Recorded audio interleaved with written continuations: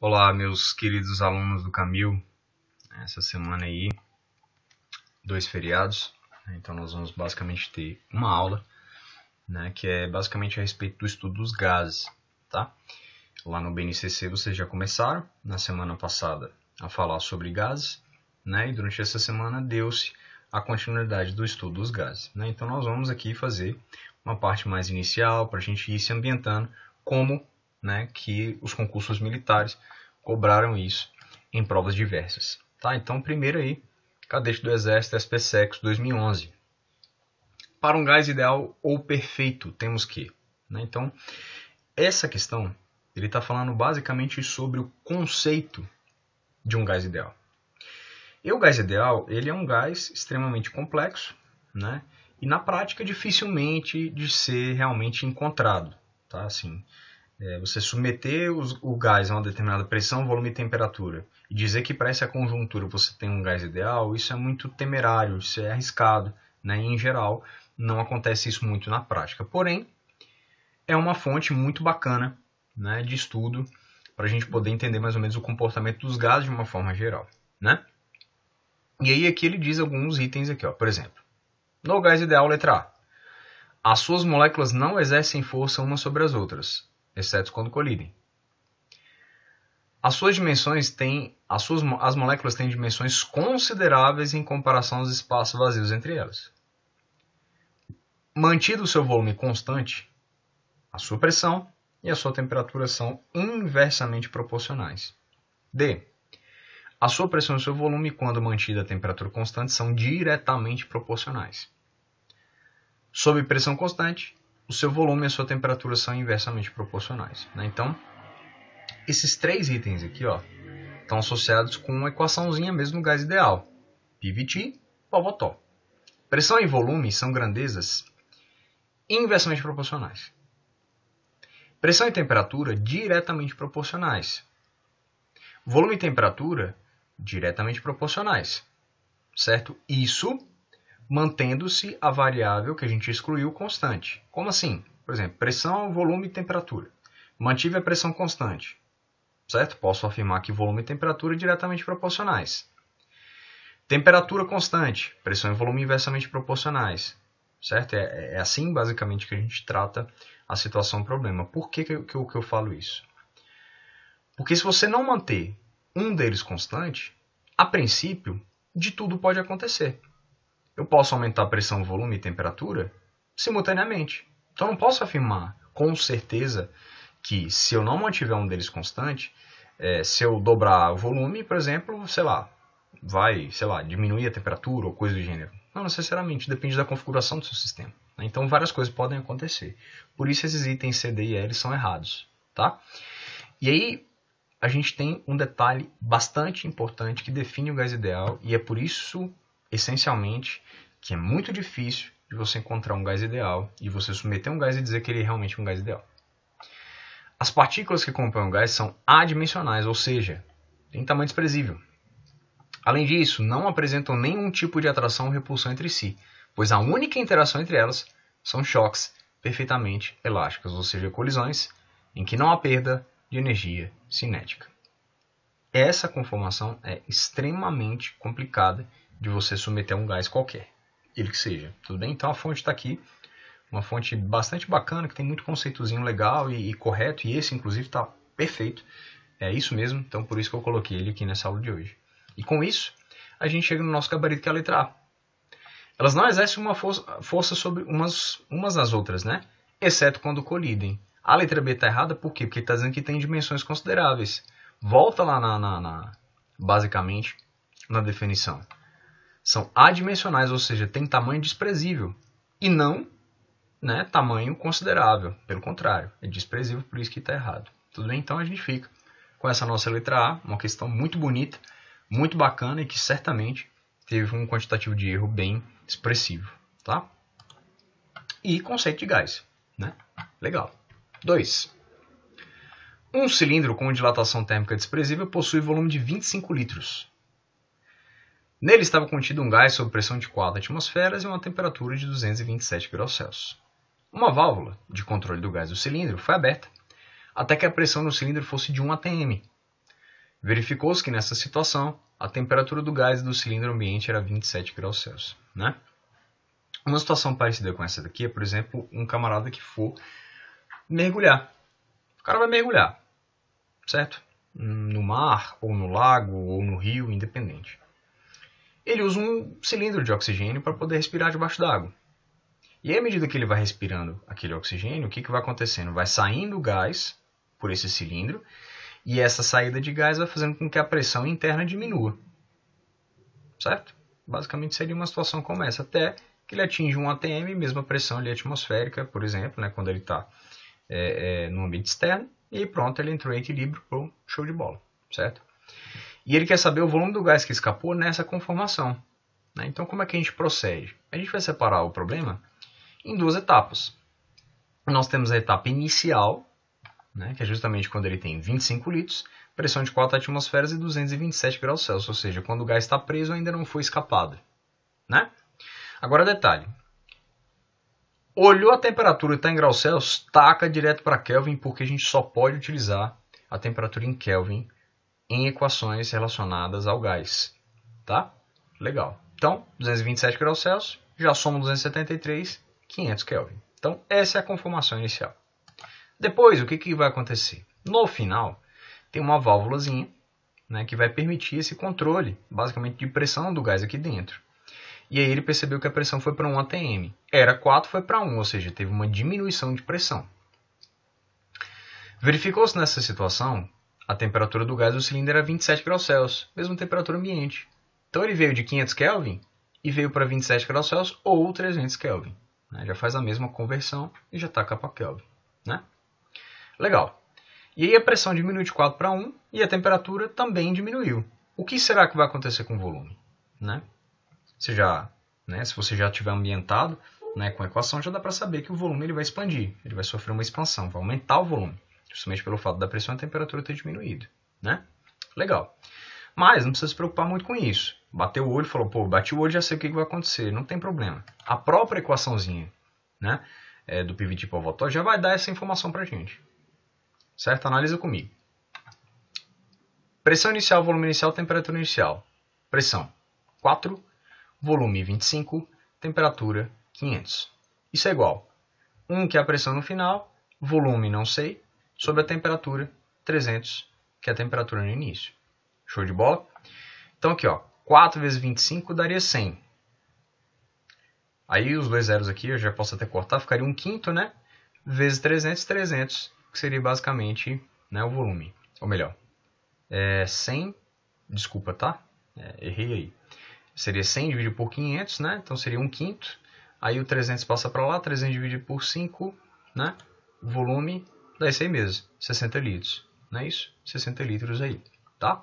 Então esse é o volume que ficaria no final das contas. Só que veja bem, lá no início do problema, ele falou para mim que esse gás, basicamente, ele está confinado num cilindro que possui dilatação térmica desprezível. O que significa isso? Cara, se o volume não sofre dilatação, quer dizer que ele tem um volume fixo. Ou seja, ele tem um volume fixo ali basicamente de 25 litros. Só que o volume foi para 60. Não cabe 60 litros dentro de 25, concorda comigo?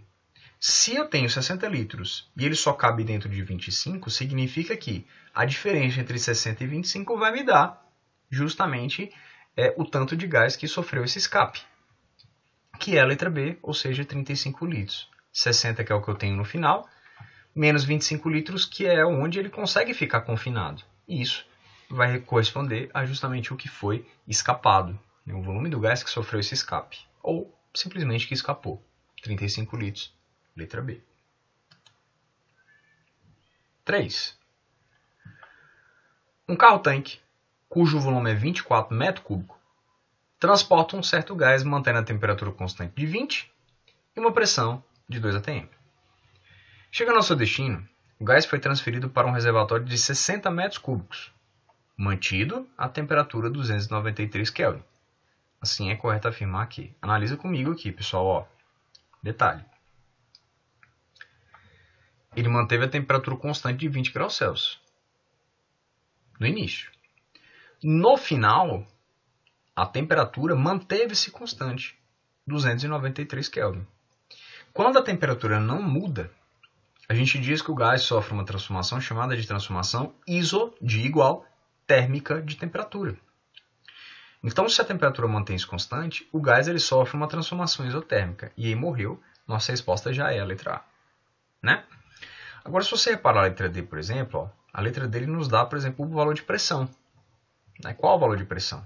Show de bola. Não precisaria fazer isso na prova. Mas vamos supor que todos os outros itens estivessem errados e que realmente o item correto está associado com o valor da pressão final. Como é que a gente faria? Então, só para a gente ir treinando essa equaçãozinha do pivot Pivotal, tá? Então, o carro-tanque é um carrinho igual esse aqui, ó. Tem aqui um caminhãozinho, pá, bacana, e tem o tanque aqui, né? Que pode ser, por exemplo, um tanque de gasolina. Pode ser de álcool, de querosene de avião, né? Pode ser de leite, né? Sucos, né? Em geral, sucos cítricos. O Brasil é um grande exportador de suco cítrico, né? Então poderia ser suco de laranja, suco de limão e assim por diante. E assim vai, né? Então, ó, eu tenho um volume de 24 metros cúbicos no início. Eu tenho uma pressão de 2 atm e a temperatura de 293 Kelvin, né? Que é equivalente a 20 graus Celsius. Lembrando que sempre a temperatura tem que ser em Kelvin, né? Legal. E aí quando eu aplicar, e no final das contas, né? O volume é 60, a temperatura continua sendo 293 e a pressão não sei. Quando aplicarmos o pivot Pivotal, ficaria 2, que é a pressão inicial, 24, volume inicial, sobre 293. Pressão final, não sei. Volume final, 60 e a temperatura constante, 293. Cortando basicamente as duas temperaturas, devido justamente ao fato de ser uma transformação isotérmica, chegamos nessa equação. 2 vezes 24, pressão vezes 60. Então, quem é que vai ser a pressão? 2 vezes 24, né, dividido por 60. Para fazer a continha aqui, ó, né, até uma forma bem legal de fazer essa conta, ó, 24 dividido por 6 dá 4. 60 dividido por 6 dá 10. 2 vezes 4 daria 8. Dividido por 10, 0,8 atm. Esse seria o valor de pressão. E por esse motivo, o item D está errado, porque a pressão passou a ser 0,8 atm e não 1 atm. Né? Bom, enfim. E a transformação isotérmica, simplesmente pelo fato da temperatura ter permanecido constante. 4. Um gás ideal foi armazenado em um recipiente, formando um sistema fechado com pressão inicial P1, temperatura inicial T1, volume inicial V1. Logo após, foi fornecido calor ao sistema, ou seja, foi fornecido quantidade de energia térmica, né, para esse nosso sistema, obtendo-se um novo valor de pressão. Pressão 2 agora é o dobro da pressão P1. E o volume permaneceu constante. Volume constante. Vamos até colocar aqui, porque esses detalhes aqui são fundamentais. Volume permaneceu constante. O que é o volume constante? O volume constante é uma transformação chamada de transformação iso, de igual, volumétrica, ou simplesmente chamada de isocórica.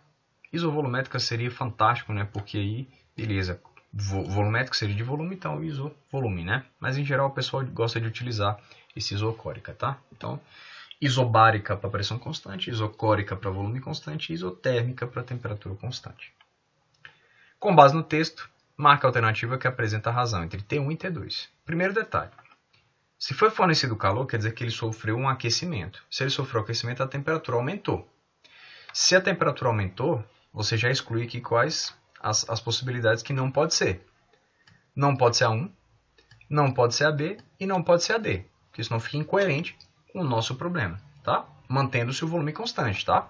Aquele grande detalhe fundamental. Mantive o volume constante, dobrei o valor de pressão, certo? Então, necessariamente, esse cara vai ter que sofrer um aumento de temperatura, porque nesse caso, pressão e temperatura são grandezas diretamente proporcionais, tá? Então, detalhe, vamos lá, colocando aqui os dados do nosso problema. O volume é igual ao volume 1 no início. Pressão, pressão P1, temperatura, temperatura T1. No final, o que aconteceu? Como a transformação ela é isocórica, de volume constante, o volume 2 é o mesmo volume 1. A pressão ele me afirma que dobrou. Agora a temperatura, o que vai acontecer com a temperatura? Não sei. É isso que a gente vai descobrir. Né? Agora aqui, nessa equaçãozinha, né, o que vai acontecer? Ó? O volume vai embora. Quando o volume vai embora, eu vou até fazer aqui, né, para a gente não ter uma confusão de setinhas aí, né, de cortes. Se o volume é constante, o V1 vai embora com o V2. Sobrou quem? Pressão sobre temperatura, pressão sobre temperatura. Quando se trata de uma divisão, esse cara e esse cara são diretamente proporcionais.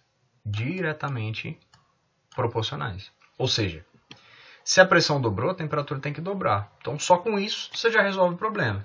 Se a pressão dobrou, a temperatura tem que dobrar. Pô, beleza, se a temperatura tem que dobrar, a temperatura no início é metade da temperatura no final. Show! Pronto, você pode ir por essa linha, sem problema nenhum. Ou definir justamente pela própria equação. O próprio resultado dessa equação já vai te dar essa informação, certo? Então, a pressão P1, quem é a pressão no final? O dobro de P1. P1 vai embora com P1, V1 vai embora com V2. Pronto, fechou, porque os volumes são iguais. Então fica 1 sobre T1 é igual a 2 sobre T2. Ou, pega esse T1, joga para lá, pega o 2 e joga para cá. T1 sobre T2, que era a razão que ele tinha me pedido, é igual a meio. E com isso, a gente chega no nosso gabarito, que é a letra C. Né? Percebam aí que, cara, é muito tranquilo, não tem muito o que fazer, sabe? Assim, é muito sossegada essa parte de transformação gasosa. Tá? É o pivot Power-Torr, em geral isso resolve boa parte dos problemas envolvendo gases, né? Pelo menos essa parte introdutória. Ao estudar as transformações termodinâmicas, um aluno lê a seguinte anotação em um livro. Pivot Power-Torr, onde P0 e PF são as pressões inicial e final. V0 aqui, desculpa, tá? Isso é o errado. Esse cara aqui é o VF, são os volumes iniciais e finais. E T0 e TF são as temperaturas inicial e final de uma amostra de um gás ideal. O aluno pode afirmar corretamente que, nessa anotação, esse camarada se refere. Letra A. A amostras diferentes de gás ideal, a uma mesma amostra de gás ideal, somente o número de mols de amostras diferentes, a variação do número de mols em uma transformação. Pessoal, quando a gente aplica essa equaçãozinha aqui, ó, a gente sempre aplica a uma transformação de um determinado sistema. Esse sistema é um sistema que tem o mesmo gás. A gente não pode aplicar essa situação para sistemas distintos. Tem que aplicar para um mesmo dado sistema. Então, se você pegar, por exemplo, lá, vamos supor, um balãozinho de festa de aniversário. Você for lá, tal, encheu o balãozinho de festa de aniversário lá do seu primo, sobrinho, irmão, sei lá, menor, enfim. Você pegou lá, amarrou uma certa quantidade de balão e colou na parede. Você colocou o gás lá dentro a uma temperatura que é mais ou menos a temperatura ali do gás que estava dentro do seu pulmão. Vai sofrer uma oscilação, sem dúvida alguma, mas vamos considerar que a gente consiga fazer isso, que a temperatura seja a mesma. Ou seja, temperatura ali mais ou menos em torno de, sei lá, 37, 40 graus Celsius. Tá? Beleza. Temperatura um pouco elevada. Aí, pessoal, você vai colocar lá em um determinado lugar. Aí chega de madrugada, a temperatura desceu para 15 graus. O que vai acontecer com o balão? Ele vai murchar. Ele sofre uma contração, né? Uma diminuição de volume. Pô, mas não está amarrado? O balão não está bem amarradinho? O escape de gás ele é praticamente desprezível. Né? Posso aplicar o pivot Power-Torr nessa situação? Cara, considerando o gás mais ou menos ideal, pode. Por quê? Porque o gás não mudou. O gás que está lá dentro está confinado. Né? Então, essa equação é para o mesmo gás e não para amostras diferentes. Né? Então, por isso, esse pivot Power-Torr ele representa a mesma amostra de um gás ideal e, por isso, o nosso gabarito é a letra B de bola. Não é a letra D, por quê? Quando há variação do número de mols, né, essa equaçãozinha aqui, no final das contas, ela não traduz muito bem o problema. E aí, quando há variação de número de mols, em geral, a gente aplica a equação chamada de equação de Clapeyron, que é essa daqui, ó, pressão vezes o volume, número de mols vezes R vezes T. Quando existe um escape, ou quando existe digamos assim, quando você enche alguma coisa de gás. Exemplo. Você está com a sua bicicleta com o pneu murcho. O que você vai fazer? Você vai calibrar o pneu da bicicleta, ou seja, você vai pegar uma maquinazinha que vai jogar ar lá dentro. Quando ele joga ar lá dentro, altera a quantidade de matéria que tem lá dentro. Como altera a quantidade de matéria que vai ter lá dentro, você vai alterar exatamente esse elemento aqui, ó, o número de mols. E por consequência, você pode alterar outros elementos, o volume, a pressão, a temperatura. Isso aqui é uma constante, né? Então, assim, essa equação PV de Pavotó, você pode ver que não tem número de mols. Por que ela não tem número de mols? Porque você aplica ela, basicamente, para o mesmo sistema, sem alteração no número de mols, sem perda e sem ganho de matéria. Se houver perda ou ganho de matéria, PV igual a nRT, equação de Clapeyron. Certo? Por você, nunca rezei tanto. 6. Uma certa quantidade de gás com temperatura inicial T0, pressão P0, volume V0, é aquecida por uma corrente elétrica, que flui por um fio de platina no intervalo de tempo ΔT. Então, ó, uma certa quantidade de gás ela é aquecida. Né? Vamos até pegar o gancho dessa questão que a gente acabou de fazer. Uma certa quantidade, ou seja, uma dada quantidade. Eu vou aquecer esse cara, aumentar a temperatura dele, certo? E aí o que acontece? Posso usar o PV de Pavotó nessa situação? A princípio sim, né? Porque é uma certa quantidade, eu não vou ter nem aumento e nem diminuição de matéria. Então o PV de Pavotó como é que fala? Prudente de ser utilizado nesse tipo de situação. Esse procedimento é feito duas vezes. Primeiro, com volume constante e variando a pressão, e depois, mantendo a pressão constante e o volume variando.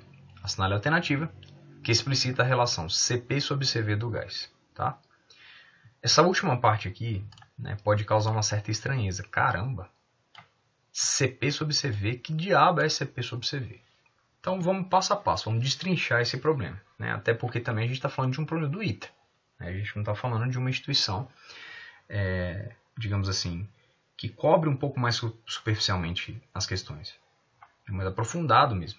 Uma instituição extremamente séria, né? Muito competente, muito boa, né? Que seleciona realmente pessoas muito diferenciadas. Né? Legal. Então, o que é esse Cp sobre Cv? O C é maiúsculo. Como o C é maiúsculo, a gente está falando de gás, de calor, né? Dele receber calor para poder, né, aumentar a sua temperatura. O que esse C está relacionado? Ele está relacionado com uma coisa chamada de capacidade térmica, que a gente viu ali, né, como conteúdo para A2. Ó. Capacidade térmica. O que é esse C? Então, o C é a capacidade térmica. E o que esse P está representando para a gente? Pressão constante. E o que é o CV? C vem de capacidade térmica e V, volume constante. Tudo bem? Então, o que é o Cp sobre Cv? Capacidade térmica a pressão constante e capacidade térmica a volume constante. E ele nos deu duas informações. Ó. Ele vai pegar o gás e vai submeter o gás a duas condições distintas.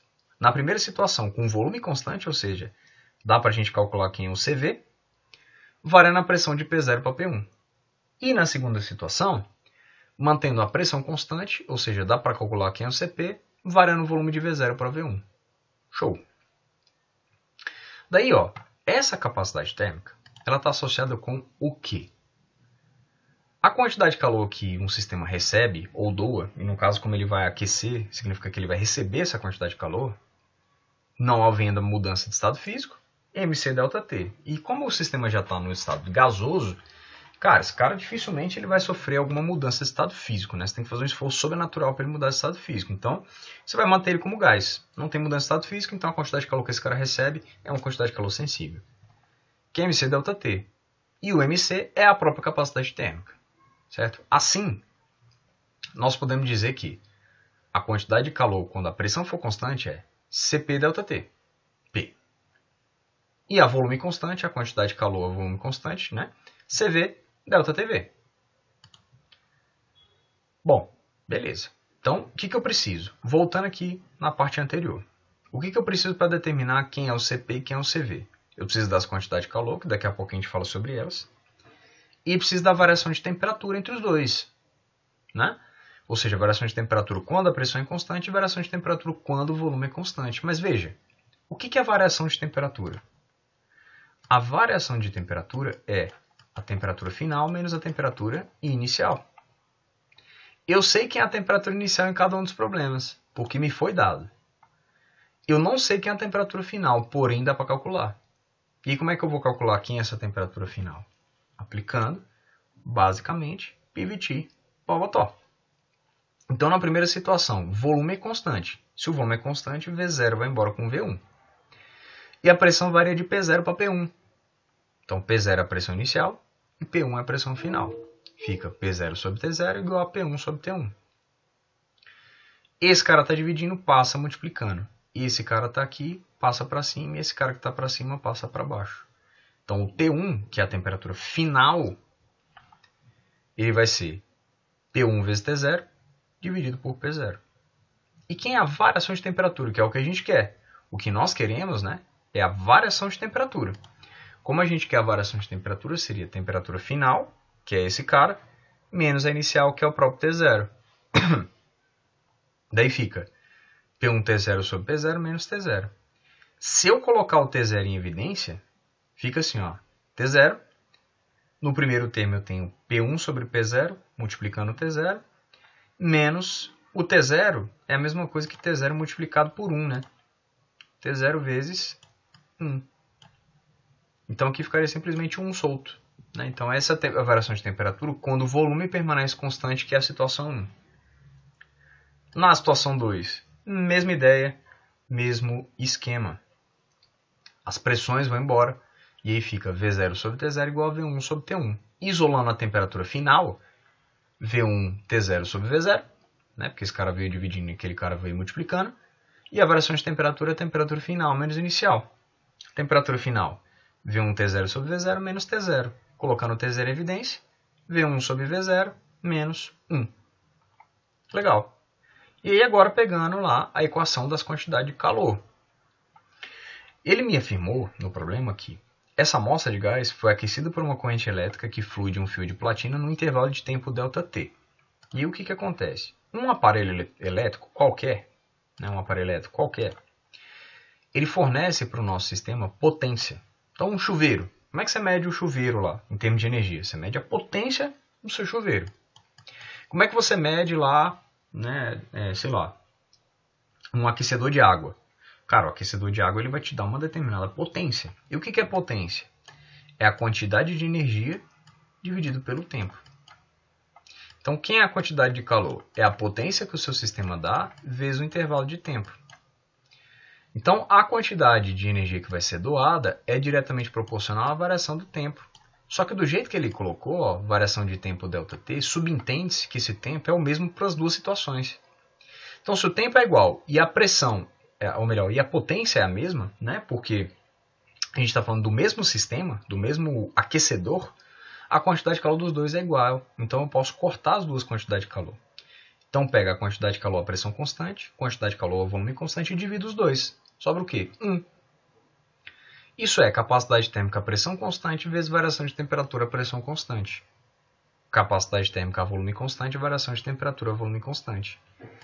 Esse cara e esse cara a gente acabou de descobrir. Então é só substituir. A substituição pura de fórmula. 1, que é a razão entre as duas quantidades de calor. Cp ΔTP, que a gente acabou de calcular, que é esse cara. CV sobre ΔTV, que a gente acabou de calcular, que é esse cara. CV passa para cima, Cp passa para baixo. CV sobre Cp é isso aqui tudo. As temperaturas iniciais são idênticas, então vão embora. CV sobre Cp é esse cara. Mas no problema, ele pediu a razão entre Cp sobre Cv. Foi essa a razão que ele pediu. Então vou pegar e vou inverter esse problema. Tudo que está embaixo vai para cima e tudo que está para cima vai para baixo. Para ficar o Cp sobre Cv. Então, esse termo sobe, pode reparar, ó, esse termo ele veio para cá, e esse termo ele veio para cá. Então, Cp sobre Cv é essa galera toda aí.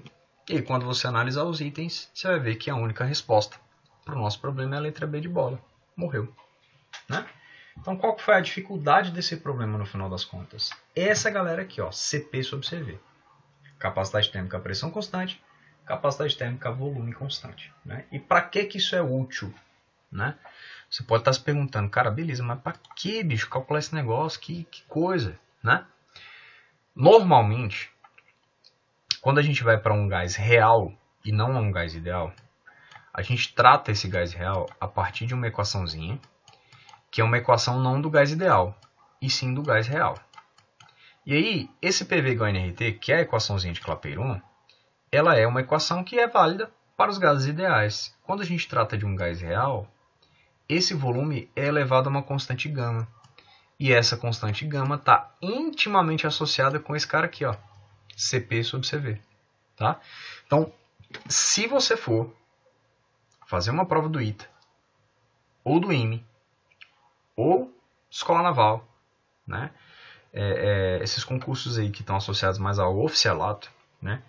É muito importante que você saiba trabalhar com gases reais. Então façam questões de gases reais. E os gases reais estão associados com essa constante. Como é que você calcula a constante? Baseado, né, nesse exercício que a gente acabou de fazer. Então ele é um exercício extremamente didático para que você entenda, né, de onde é que vem esse gama e para que você entenda como é que você analisa questões envolvendo gases reais. Tudo bem? Beleza. E aí, para a gente finalizar, uma questãozinha bem bacana, rápida, prática, né, concurso recente para soldado do Corpo de Bombeiro Militar do Distrito Federal. Um gás ideal, com volume inicial de 6 litros, sofreu uma variação isotérmica e teve sua pressão reduzida para 40%. Então, detalhe fundamental aqui do português. Para poderia ter sido de.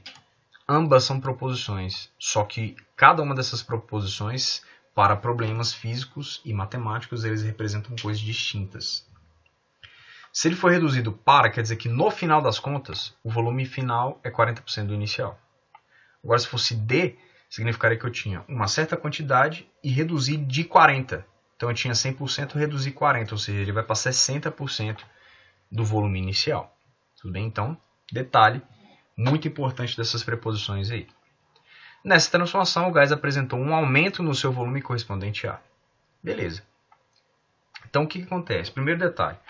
A nossa transformação ela é do tipo isotérmica. Se a transformação é isotérmica, a temperatura é constante. Então, a temperatura ele é basicamente uma constante. Beleza? Legal.